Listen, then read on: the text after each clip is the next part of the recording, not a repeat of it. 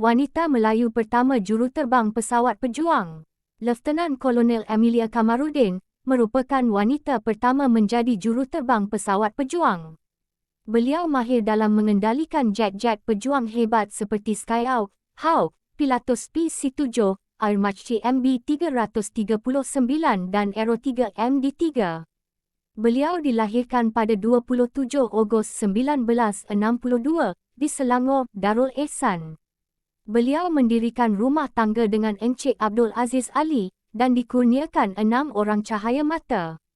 Beliau mendapat pendidikan awal di Sekolah Konven Bukit Nanas sehingga lulus tingkatan 5 pada tahun 1979. Selepas itu, beliau mengambil A-Level di Landrilo Technical College, United Kingdom dan lulus pada tahun 1982. Beliau telah memperolehi ijazah sarjana muda kejuruteraan sivil pada tahun 1985 daripada Loughborough University, United Kingdom. Pada tahun 1998, beliau mendapat diploma dalam pengajian strategi dan pertahanan daripada Universiti Malaya. Beliau menjadi juruterbang pesawat Skyhawk di Pengkalan TUDM Kelantan daripada tahun 1989 hingga 1992.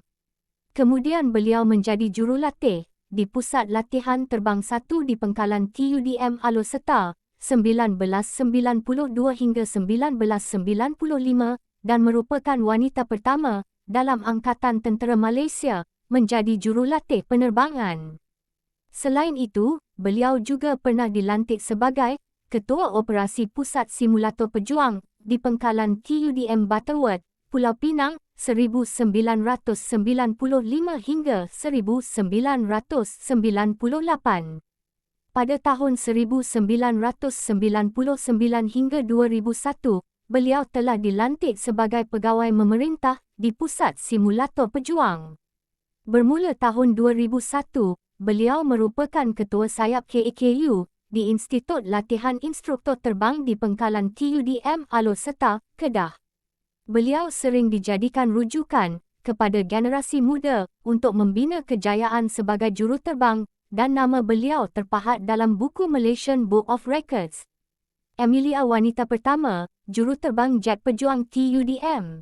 Agak-agak kalau kau bertemu, Acik ini, pasti kau orang tak sangka. Dia adalah juruterbang jet pejuang wanita pertama dalam TUDM kan.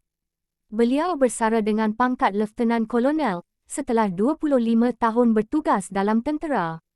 Anak kelahiran Sungai Oh, Rawang ini adalah penuntut Kolej Teknologi Landrilo, North Wales, United Kingdom peringkat A-Levels.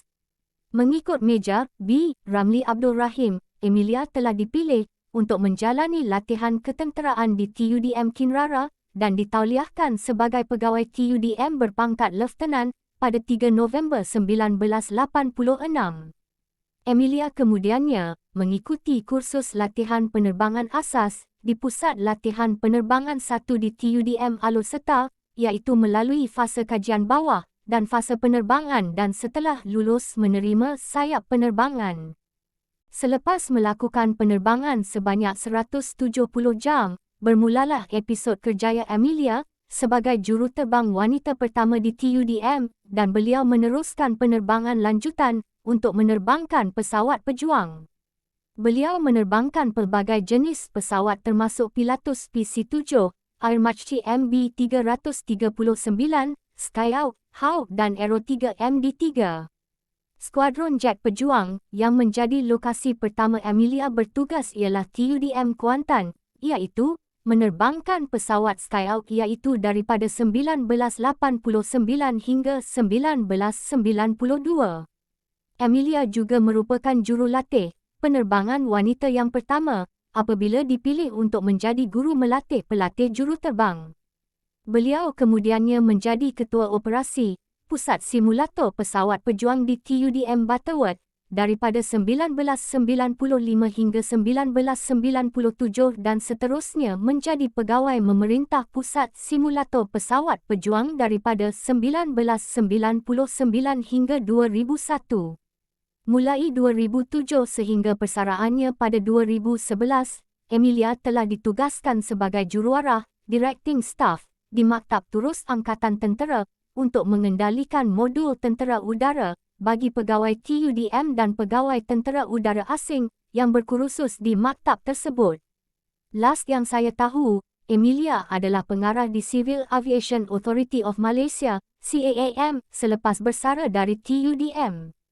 Hebat, memang hebat. Di sebalik gambar akak ini yang kelihatan seperti mak-mak, dulu beliau adalah pejuang negara di langit biru, tabik untuk pahlawan negara. Namun hanya sebuah kisah, sepatutnya insan macam ni diangkat oleh kerajaan Malaysia sebagai tokoh dan serta layak menerima gelaran atas alasan beliau memang layak dan telah mengharumkan nama negara. Share ramai-ramai agar insan ini diangkat jasanya. Memang beliau tak pernah mengharap, akan tetapi biarlah kita masyarakat yang menilai.